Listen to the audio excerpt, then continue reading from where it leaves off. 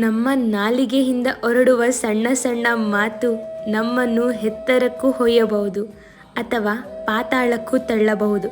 ಹಾಗಾಗಿ ಯೋಚಿಸಿ ಮಾತನಾಡಿ. ಹಾಯ್, ಹಲೋ, ನಮಸ್ಕಾರ, ವೆಲ್ಕಮ್ ಬ್ಯಾಕ್ ಟು ಮೈ ಪುಟಾಣಿ ಬ್ಲಾಗ್ಸ್. ನಾನಂತೂ ಮನೇಲೇ ಇರ್ತೀನಿ, ಏನು ಬ್ಲಾಗ್ ಮಾಡ್ಬೇಕಂತಾನೆ ಗೊತ್ತಾಗಲ್ಲ. ಅಮ್ಮ ಬೆಳಗ್ಗೆ ತಿಂಡಿಗೆ ಉಪ್ಪಿಟ್ಟು ಮಾಡಿಕೊಟ್ಟಿದ್ರು. ಅದನ್ನು ತಿಂದು ನಮ್ಮ ಮನೆಯಲ್ಲಿರೋ ಸ್ಟಿಚಿಂಗ್ ಮಿಷಿನ್ ಸ್ಟಿಚ್ ಬೀಳ್ತಿಲ್ಲ ಅಂತ ಹೇಳೋದಕ್ಕೆ ನಾನು ಯೂಟ್ಯೂಬಲ್ಲಿ ನೋಡ್ಕೊಂಡು ಅದನ್ನು ಒಂದು ರೇಂಜಿಗೆ ಸರಿ ಮಾಡೋಕ್ಕೆ ಟ್ರೈ ಮಾಡಿದೆ. ಬಟ್ ಅದು ನಿಜ ಸರಿನೇ ಆಗೋಯ್ತು. ಅದಾದಮೇಲೆ ಇವನ್ನ ಕೀಟ್ಲೆ ಮಾಡ್ಕೊತ ಬಟ್ಟೆ ಒಣಗಾಕ್ಬೇಕಿತ್ತಂತ ಬಂದೆ. ಬಿಸಿಲು ಇನ್ನೂ ಚೆನ್ನಾಗೇ ಇತ್ತು. ಆಮೇಲೆ 2 ಅವರ್ಸ್ ಆದಮೇಲೆ ಮಳೆ ಬರೋಕ್ಕೆ ಸ್ಟಾರ್ಟ್ ಆಗೋಯ್ತು. ಯಾವ ರೇಂಜಿಗೆ ಮಳೆ ಬರ್ತಿತ್ತು ಅಂದರೆ ರೋಡೇ ಕಾಣಿಸ್ತಿರ್ಲಿಲ್ಲ. ಅಲ್ಲೊಂದು ಮರನೂ ಮುರಿದೋಗಿತ್ತು. ಆ ಮಳೆ ನೋಡ್ತಾನೆ ನೋಟ್ಸ್ನ ತಿಂದ್ಕೊಂಡೆ.